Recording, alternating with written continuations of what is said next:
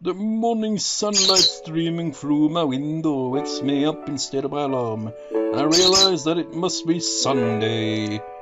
Emiest kindly deigned to give me weekends off from our morning runs. I don't actually know if I woke up at all yesterday or if I just slept through the entire day. My legs drone in protest as I labor myself out of bed. All this running is really taking it out of me. Still, I can't deny that Emmy wasn't lying to me. It has got a little easier.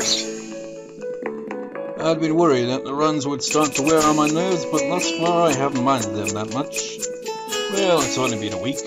I suppose it's plenty of time for me to start dreading the sound of my alarm in the morning. Not that I could ever skip out now. As Emmy said, it's hard to stop a routine when there's another person. And frankly, I don't think I'm equipped to deal with a disappointed Emmy.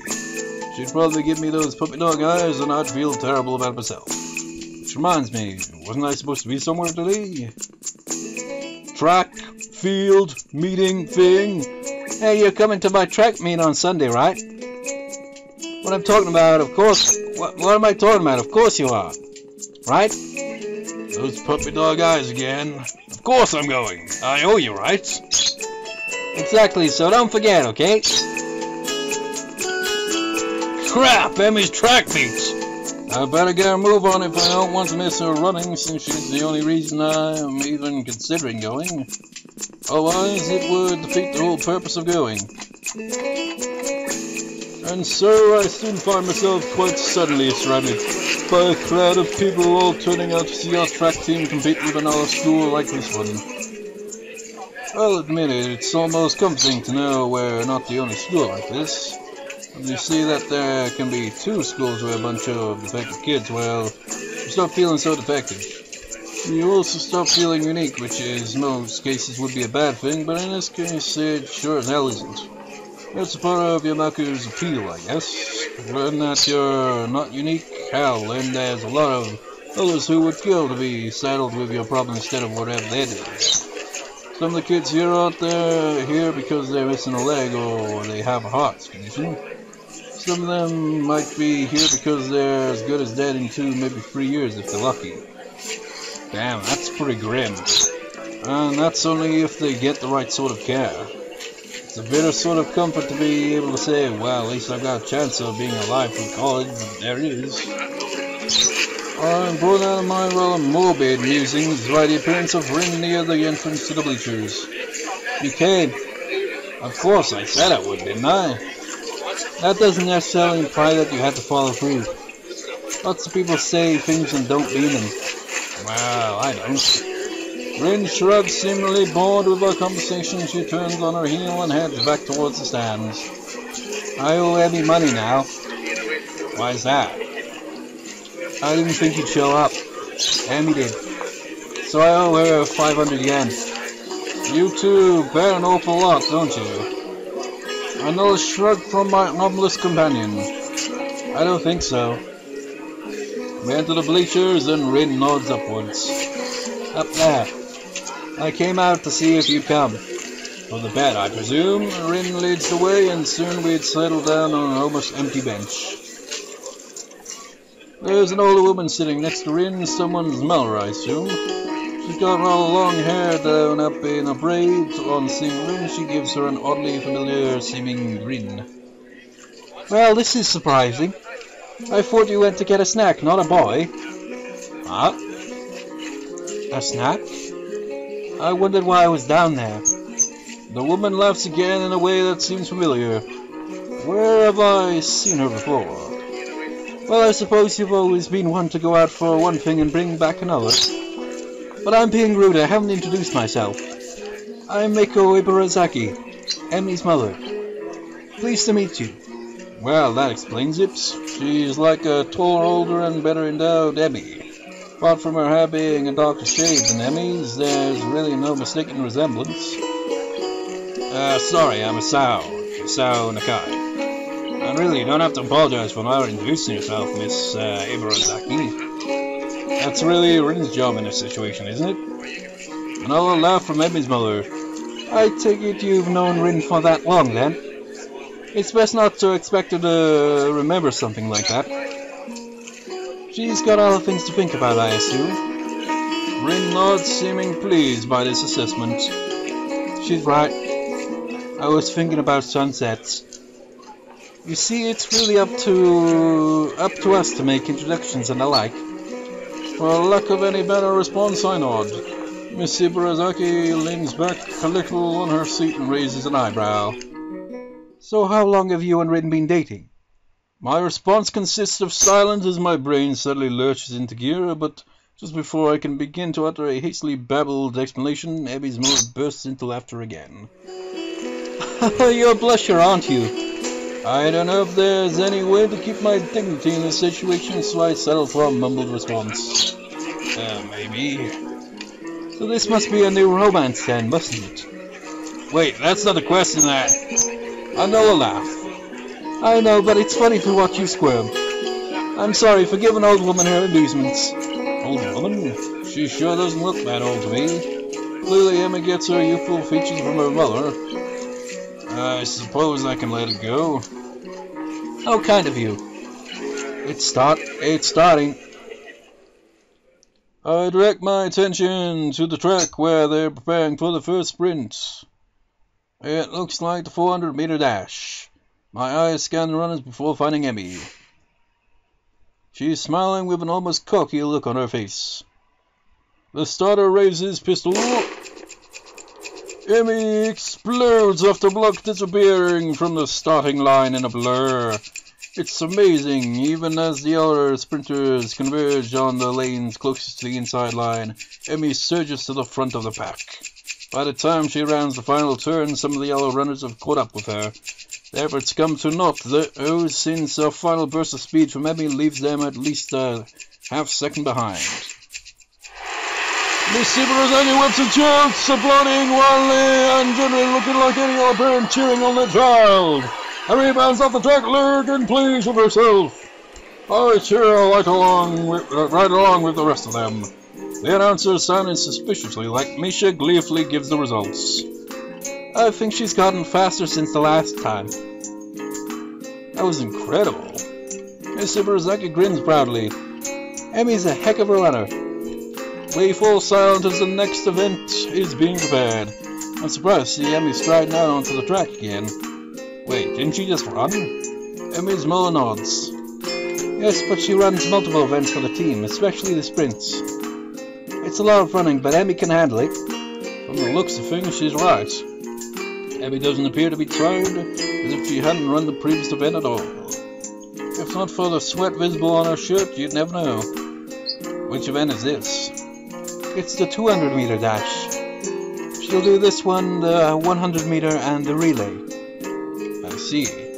Once again, the pistol sounds, and once again, Emmy flies off the block. A thumping sound draws my attention away from the race. It's Rin's foot. She seems completely absorbed in the race. Emmy's mother cheers again, and I assume that race is over. Sprints don't seem to me like they take very long to complete. Your foot. Your foot was bouncing on the bleachers. Oh, you seem pretty into this stuff. I'm surprised. Rin looks at me quizzically. Why wouldn't I be? No reason, I just thought stuff like sports wouldn't interest you. I suppose you're right. It's not that interesting. But I'm watching Emmy, not the sport. I don't follow. Emmy's the most Emmy when she runs. You don't get to see Emmy at her Emiest very often. But here you see. You can see. She directs my attention towards the track again where the 100-meter dash is about to start. I watch Emmy closely. As she gets into the starter blocks, her whole body seems to relax, but it's a false relaxation. You can see that she's actually like a coil spring. As the starter tells everyone to get set, her head snaps up and her eyes narrow slightly. Mouth curls up within what could be a grin and could be a growl. When the pistol goes off, it's as if she's been unleashed from a cage, like she was always moving at a blinding speed, but we couldn't see it happening until the starter's pistol dispelled the illusion of motionlessness. It's all over in a few seconds, but in those few seconds I feel like I just witnessed something very personal for Emmy. As soon as she crossed the finish line, the fierce look was replaced by her normal grin. The conquering general returning to his farm. Amazing. She's really amazing. I've never seen anyone move that fast. She's like Sonic, only faster somehow. Well, don't look at me. I'm far too relaxed to run that fast. No, I think Emi's proudness all came from her father's side. At the mention of Emi's father, Miss Ibaraki looks wistful, almost sad. He got her into running, you know. Yeah, she told me. I'm uncertain as to whether or not it would be rude of me to ask after Emi's father. But after that look on her face a few days ago, I feel compelled to ask. Where is her father now, if I might ask? I think it's blatantly obvious. Emi's mother hesitates, clearly not willing to answer the question, but at the same time not wishing to appear rude. He isn't around anymore. I'm sorry, I didn't mean to bring up bad memories. Emi just seemed a little sad when she mentioned him earlier. That's not surprising, considering... They were very close. I see. A beeping noise suddenly emanates from Miss Ibarazaki's pocket. Reaching into it, she pulls out a cell phone and looks at it. Honestly, text messages? What is he, 16? Oh, nothing. I've got to go meet up with a friend of mine. Will you tell Emi I'm very proud of her and that I'll call her later tonight? Of course. I'll admit that I zoned out for a while. I almost don't notice that the relay is about to begin, but when I look I can't find Emi. I thought that Emi would be running the relay. She runs anchor, so she won't be running for a while yet. Ah. Did you see it? Emi at her Emiest. Maybe. Maybe this time. The race begins and I cheer Emi's teammates along as they pass the baton. Finally, I see Emi sprinting onto the track to take the final handoff. Once again, I'm taken aback by how graceful she looks when she runs. It really is beautiful. The look of determination and fearlessness on her face only adds to the picture. You gotta like how, like, some of them just, like, look like Emi and that girl just, like, have that same look of determination. They just kind of, like, yeah, whatever, just, like, slightly kind of determined and now it's just like, I can't do this! Isn't this so exhausting? Emi at her Emiest, I suppose. But then, as she crosses the finish line, I see her stumble slightly. It's only barely, but it's a definite stumble. Rin inhales sharply and actually looks concerned for a second. Oh, Emi. Did she hurt herself, do you think? You noticed it too? It must be bad. She frowns as if deciding on the next course of action. Eventually that proves to be too tiresome and she shrugs again. Well, let's go down. Gotta crown the victor. See if we can find a little branch. That's not gonna be easy. Rin shrugs. At least we tried. Well, we didn't really try all that hard. Or at all, but hey, whatever. Emi is surrounded by her teammates, all of them congratulating her on the run. Rin seems to be waiting for Emi to notice that she's arrived. Oh yeah, I guess she can't exactly wave Emi over. Then again, I'm not sure that Rin would do such a thing even if she had arms. My god, the more you like talks we hear about Rin, the more she sounds like me. I do that. I don't, like, make my presence known. I wait till they notice me first. Which leads to, like, you know, people just be like, whoa, freaking breathe, speak anything. What? Like, scare the crap out of people. They just, like, stand in their room, waiting, like, 2-3 minutes. Then they finally notice them there. Like, geez, when did you get there? It doesn't seem her style to draw attention to herself or to emote beyond shrugging. By the way, I'm not willing to wait, so I wave to Emi, who looks up and grins happily at me, or us. Hey, you showed up! Guess Rin owes me money, huh? We would have bought you a crown of laurels, but Hisao didn't find one. Hey, now that you... What's my job to look? When did we assign jobs? When I said see if we can find the laurel branch. Try to keep up. I shrug, guess Rin's rubbing off on me. Seems it's my fault after all, Emi. Emi laughs at Rin and me. It's okay, I'm sure you'll make it up to me somehow. Sure. Good, so how'd that look? I stopped myself from blurting out beautiful or amazing and settled for the substantially safer, very impressive. Emmy seems pleased with this assessment. I don't mention how much more impressive her performance is given her lack of legs, and I figure she knows that already. Besides, it seems like it would take away from her effort somehow. Great to hear. I was worried that I looked a little slow in the relay, but I guess I did fine, huh? Actually, I noticed Rin kicks me and keeps me from finishing my sentence. What was that all about? He noticed at the end. That's no good. Guess the nurse will look at it for me later.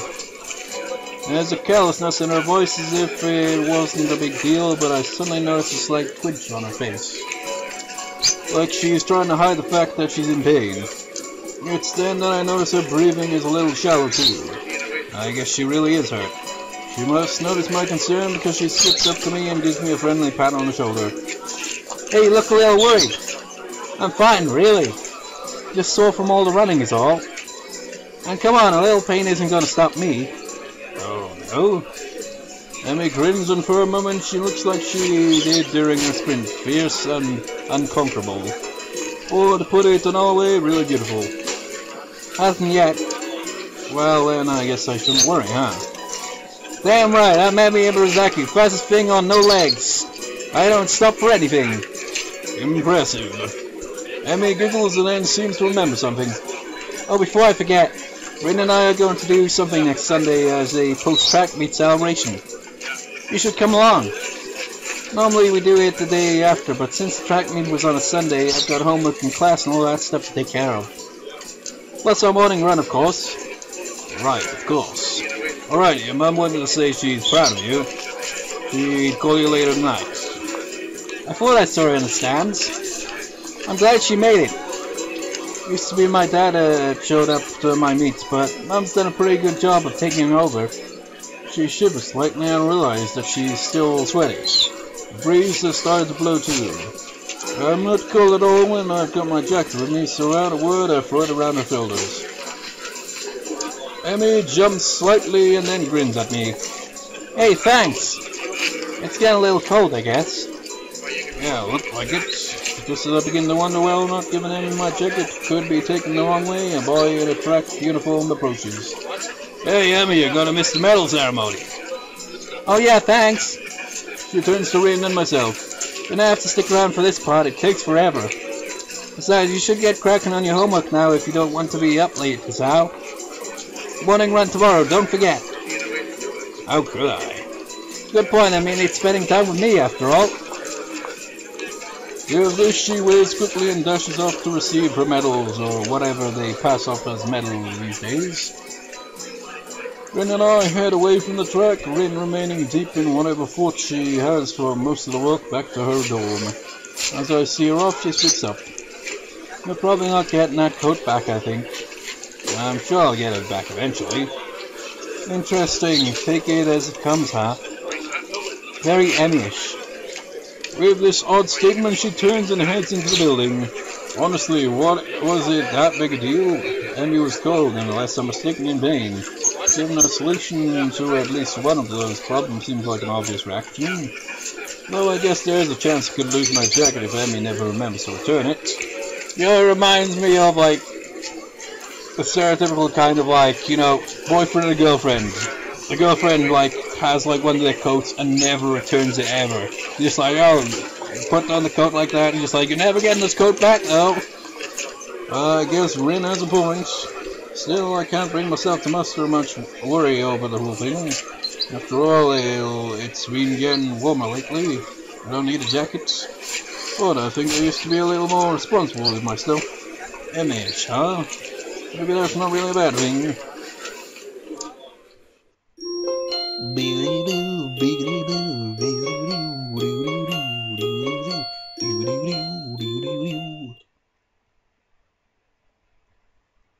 You haven't been forgetting to take your medicine, have you? I'm catching a little murmur. You should take it easy for a few days. Nurse's words hurt me far more than the exhaustion of the morning run ever could. Take it easy for a few days. I really should have kept quiet. Keep my eyes on the floor, feel like a complete idiot. Of course I hadn't been remembering to take my medicine. What? I've been rushing out of my room to get to the track before Emmy. After the track meet a few days ago, I felt inspired. So I've been running warm-up laps in the morning before Emmy shows up. So then today, while she and I were running, I felt a little pain in my chest. It was only slight, it was only for a second, so I mentioned it to the nurse. Honestly, it wasn't that bad. I mean, I keep running and finish just fine, so really, it couldn't have been that bad. I don't feel like I'm making excuses to the nurse. Moreover, why do I feel a need to justify continuing to run despite the pain? Well, it comes down to my being unwilling to concern Emmy, who seemed concerned anyway. I'm not sure how she was able to tell there was anything wrong, but she claims I stumbled a little. She's the one who insisted I tell nurse, so now I feel bad for worrying her at all. The nurse is shaking his head ruefully while Emmy paces outside the room. Hisao, I know it's difficult for you to get into a new routine, but if you don't want to find yourself in a lot of trouble, you're going to have to try harder. You can't afford to forget your pills, and you can't push yourself too hard. But if I don't push myself, how will I improve? I don't know where that came from. The nurse seems to have an idea. Where have I heard that before? He laughs and pats me on the shoulder. She's rubbing on you, I guess. Rubbing off on you, I suppose. Expression changes again, and he's back in serious mode. Look, I'm not saying you shouldn't push yourself. But that doesn't mean you shouldn't be taking your medication. And it doesn't mean you shouldn't stop if your chest starts to bother you. I prefer not to have any fatalities while I'm on staff here. A bit of a lofty goal to be sure, but I'm always up for a challenge. I hate to admit it, but I think he's right. I've got to remember to take my medication. You're right, I'm sorry to worry you. Who's worried? You're a smart kid, right? I know you can be responsible, Hisao. A situation like yours, you've got to learn to be responsible fast. I know. His expression suddenly becomes devious. I suppose you're starting to enjoy your runs with Emmy then, eh? Yeah, they've really been helping me. I mean, until today I was feeling a lot more healthy. Plus, it's really impressive to see Emmy run. Do you see her at the track meets?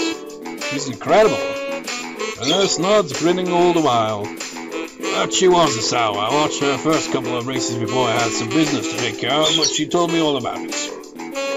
Got of you to loan her your jacket, by the way. Oh yeah, it wasn't that big of a deal. But honestly, I've forgotten all about that. I still haven't gotten it back. The nurse got a smile that makes me feel like he's just made a joke.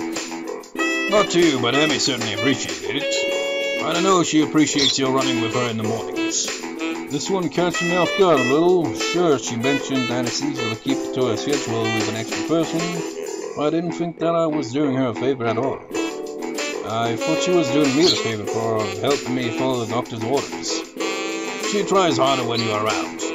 If there's someone else running with her, she's going to push herself more. And she tries even harder when you're around because, well, it's you. What the heck does that mean? Oh, you'd love to know, wouldn't you? He laughs in the style of ego megalomaniacs. No, seriously, it's because you're her friend. If Rin ran with her, I'm sure she'd do the same. Well, probably. But that's not the point. The point is you're helping her, even if you don't know you are. And she's grateful for that, even if she never says it. What do you mean, even if she never says it? Emmy doesn't talk a lot, but she and I have known each other long enough that I can read her most of the time. I'll admit it, I have no idea what he's talking about. Emmy always seems pretty talkative to me. I see. The nurse suddenly realized that he's been rambling and stops talking, looking a little embarrassed. Anyways, you don't have to stop your morning exercise. Just walk the track instead of running for a few days. Let things calm down. And take your damn medicine. I laugh as I exit the office, bumping straight into Emmy. Whoops, sorry about that. Are you okay? What did the nurse say? Do you need to go to a hospital? Oh my gosh, it was my fault, wasn't it? I've been pushing you too hard, haven't I? I'm a horrible person. The words pour forth like a torrent. She's really agitated. I didn't expect her to be this concerned about me, to be honest. Gotta calm her down, but how the hell do I do that? I do the only thing I can think of. I give her a hug. Emmy tenses up slightly, so I pat her head in what I hope is a reassuring manner. Hey, settle down. I'm fine, okay? No worries. I can feel Emmy's body relax as I continue to assure her I'm fine. Her arms wrap around me as if she's trying to confirm that I'm not about to fall over dead. I catch a whiff of her hair. It smells like sweat, or how adrenaline should smell. It's the scent of activity. And a hint of strawberries from a shampoo, I suspect. I just need to remember to take my medicine, that's all. Don't worry about it, it's not your fault. You're sure? Her voice is muffled mostly because at the moment her face is pressed into my chest. Yeah, I'm sure. I just need to take it a little easy for the next few days. Suddenly occurs to me how close the two of us are. Also occurs to me how nice being this close feels. I can feel Emmy's heartbeat calming down, and I have to resist the urge to rest my chin on the top of her head. Thank goodness. You really had me worried there, Hisao. Emmy, you're going to come in here any time soon. Oh, I'm sorry, was I interrupting? The two of us spring apart as if the other just caught on fire. Emmy brushes her hair back nervously and laughs. Of course not. I'll see you later, okay? Oh, and Hisao? Take your damn medicine! This last phrase is punctuated by a punch to the shoulder. Yeah, I'll remember. See you later. The nurse smiles again, and he's like he's in on some joke I don't know about, and waves to me as I head for my room, feeling a burning in my cheeks. I need a shower. A cold one if the thoughts running through my head now are any indication. She was really soft. My pillows are waiting for me when I make it to my room. I swallowed them without a second thought, and then realized he picked up the wrong ones. Like, oh no, fucking laxatives, why have I even got these? I don't know why I didn't think of waiting until after the runs to take them. For some reason I figured it was when I woke up or not at all. But no, they only need to be taken every 24 hours. The exact time of day doesn't factor into it. My thoughts drift back to the hug in the hallway. It's weird, you'd expect someone to smell foul after a run, but for some reason Emmy smelled right. That tinge of sweat just seemed to fit her. I really need that shower.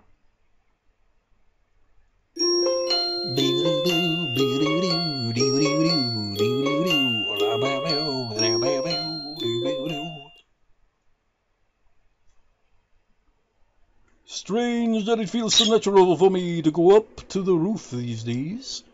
I never would have done such a thing in my old school. In those days I liked to eat alone. No, that's not quite true. Though I like to sit alone, I also like to watch people. I always figured that was the sort of person I was, but it appears I was wrong. Then again, I also thought I was the sort of person who had a noble heart, so there you have it. I don't know myself that well. Now I'm on the roof so that I can have lunch with a couple of people. And they are both girls, which is even stranger. Oddly enough, I feel close to Emmy and Rin than I felt to anyone at my old school. What, even... I forget her name now. Iwadaka, was it? I think it was. Somehow I get the feeling they'd at least visit me if I wound up in the hospital. I focus on the view from the roof, banishing such thoughts from my head. There's a light breeze blowing and the sun is shining high in the sky. The sky itself is a deep blue with hardly a cloud in it. It's gotten pleasantly warm, and as I sit down to wait for my friends, I close my eyes and enjoy the feeling of the sun seeping into my skin. So peaceful. But then, suddenly, voices intrude upon the edge of hearing. Seems to have fallen asleep on us, Rin.